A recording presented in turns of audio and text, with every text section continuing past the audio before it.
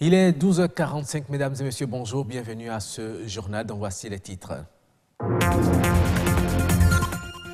Distinguer un sachet plastique biodégradable d'un sachet non biodégradable n'est pas encore facile à tout le monde.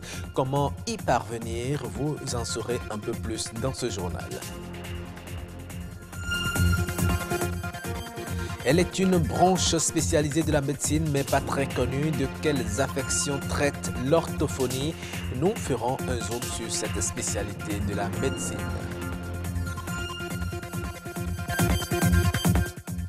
Et puis, le corps badigeonné de peinture, il s'offre bien souvent en spectacle sur des lieux de manifestation en adoptant des positions statiques pendant de longues heures, parfois au chaud soleil. Ce sont les automates, mais que gagnent-ils à exposer ainsi leur corps? Nous irons à la découverte.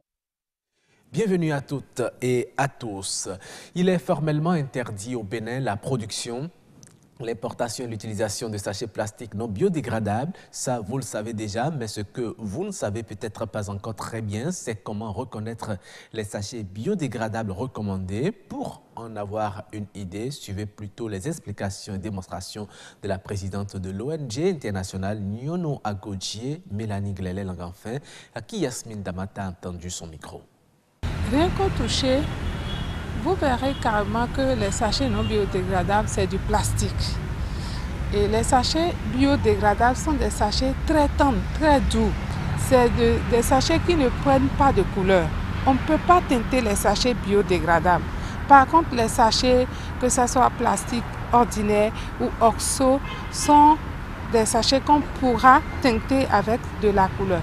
Le sachet oxo, c'est un mélange de 90% de polyéthylène et puis 10% d'additifs d'amidon.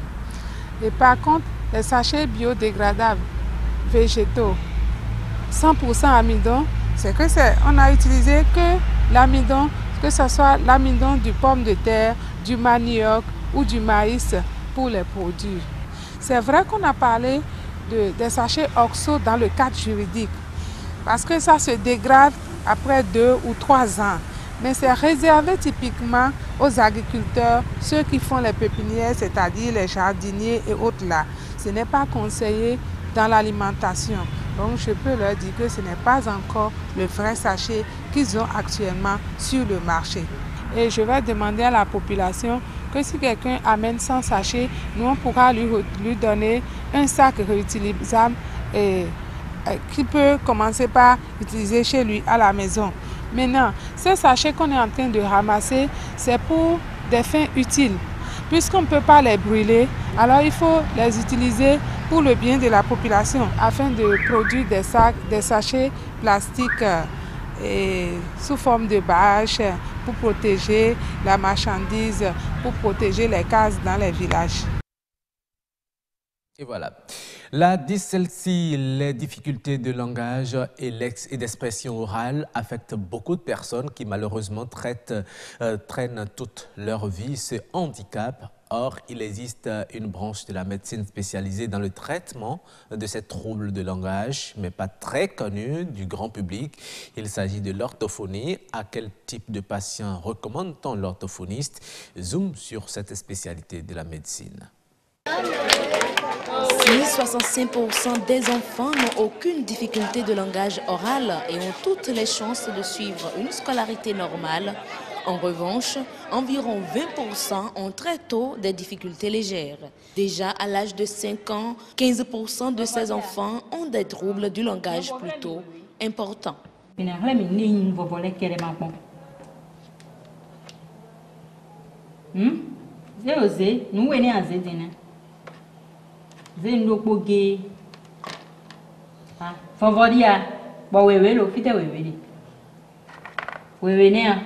Voilà. Ça montre que l'enfant n'a pas encore les notions de couleur et donc ne peut pas différencier une couleur d'une autre. Et c'est là qu'intervient l'orthophoniste, le rééducateur des troubles du langage et de la parole. C'est une discipline paramédicale dont le rôle principal, c'est de prévenir, de dépister, d'évaluer, de traiter les troubles du langage oral et ou écrit, des troubles de la voix, les troubles de la déglutition et les troubles liés à la communication. La situation ne se présente pas que chez l'enfant. L'adulte aussi, face à certaines situations, bénéficie des soins de l'orthophoniste.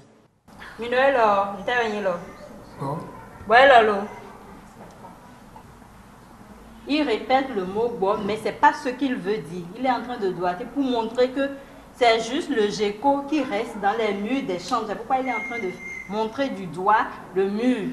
Voilà son problème majeur. Donc, il ne peut pas, la communication est difficile, est très difficile chez lui. Mais la compréhension, de même que la compréhension, c'est vrai, mais depuis qu'on a commencé à travailler, ça fait déjà au moins 3 mois, ça a commencé à prendre petitement, mais il faut une rééducation à long terme. Donc, il y a ce problème de néologie. Il crée de nouveaux mots pour dire ce qu'il veut dire, mais en fait, ce n'est pas ça qu'il veut dire. Ou bien de paraphrasie, ou bien pas manque de mots. Il y a une persévérance, c'est ça que nous appelons persévérance, le fait qu'il répète le mot. Selon la Fédération nationale des orthophonistes de la France, si de 2 à 5 ans, un enfant est atteint des troubles d'articulation de la parole et du langage oral, à l'âge adulte, il sera au pire des cas un illettré sans formation, victime d'une exclusion sociale en raison du chômage et coupé de l'accès à la culture. Restons dans le secteur de la médecine pour vous dire que l'exercice illégal de la pharmacie et la vente illicite de médicaments posent un problème de santé publique au Sénégal où les saisies sont régulièrement opérées. Les autorités sanitaires promettent une répression totale. Le ministre de la Santé et de l'Action sociale a réitéré la volonté des autorités sénégalaises de lutter efficacement contre ce fléau. Un combat à mener, quel que soit le lieu où l'on se trouve sur le territoire national, a-t-il averti. L'année dernière, les autorités ont procédé à la saisine d'une importante quantité de médicaments contrefaits d'une valeur de 1,35 milliard de francs CFA. Les professionnels du secteur dénoncent aussi l'existence de boutiques et dépôts de pharmacie implantés devant les structures sanitaires, une situation que le ministre de la Santé et de l'Action sociale promet d'éradiquer. Les autorités locales au Kenya vont lancer au mois de septembre prochain un programme de construction de 32 000 logements sociaux sur les 2 ans à venir. Le coût total de ce programme est estimé à 200 milliards de shillings, soit environ 2 milliards de dollars. Ce projet, qui constitue un pilier clé du programme de développement du comté de Mombasa, dénommé Vision 2035, a essentiellement pour but de réduire le déficit de logements estimé à 380 000 unités dans cette région. À la différence d'une statue, ils respirent et peuvent se mouvoir après. Le corps badigeonné de peinture, il s'offre bien souvent en spectacle sur des lieux de manifestation en adoptant des positions statiques pendant de longues heures, parfois au chaud soleil. Ce sont les automates. Mais que gagnent-ils à s'exposer et à exposer leur corps à des risques éventuels de maladies cutanées? Allons à leur découverte avec Boris Aïna et Judith Alovo.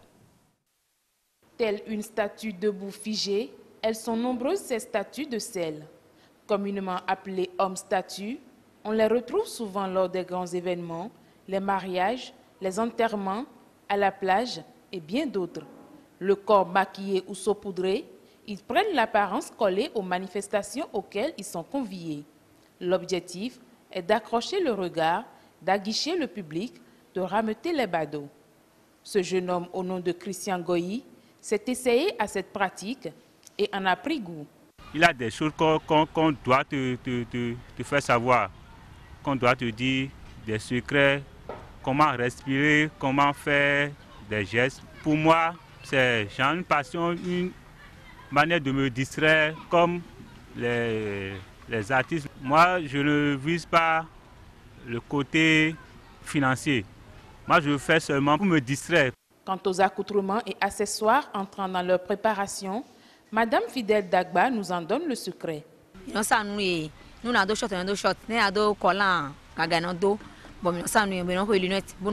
les maquille Ils mettent un short ou un collant, sans oublier les lunettes ou le chapeau. Leur déguisement dépend de l'événement.